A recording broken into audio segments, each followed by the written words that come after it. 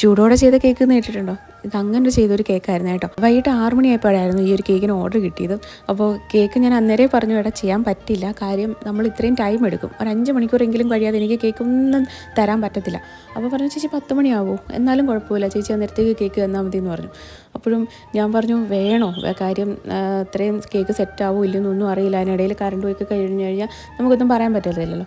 അപ്പോൾ ആൾ പറഞ്ഞു കുഴപ്പമൊന്നുമില്ല ചേച്ചി ധൈര്യമായിട്ട് കേക്ക് ചെയ്തോ എന്ന് പറഞ്ഞിട്ട് എനിക്ക് നല്ല കോൺഫിഡൻസ് തന്നു. അപ്പോൾ ചേച്ചി ചെയ്തു എന്ന് പറഞ്ഞതുകൊണ്ട് തന്നെ ഞാൻ പിന്നെ ഒന്നും നോക്കിയില്ല, അന്നേരം തന്നെ പോയി കേക്ക് ചെയ്യുമായിരുന്നു കേട്ടോ. അപ്പോൾ കേക്കിന് എനിക്ക് ഓർഡർ തന്നത് റോഷനായിരുന്നു. ഇതിലൊരു സന്തോഷം എന്താണെന്ന് വെച്ച് കഴിഞ്ഞാൽ കേക്ക് മുറിക്കണമെന്ന് പറഞ്ഞപ്പോൾ തന്നെ എന്നെ ഓർത്തല്ലോ എന്നുള്ള കാര്യം കേട്ടോ.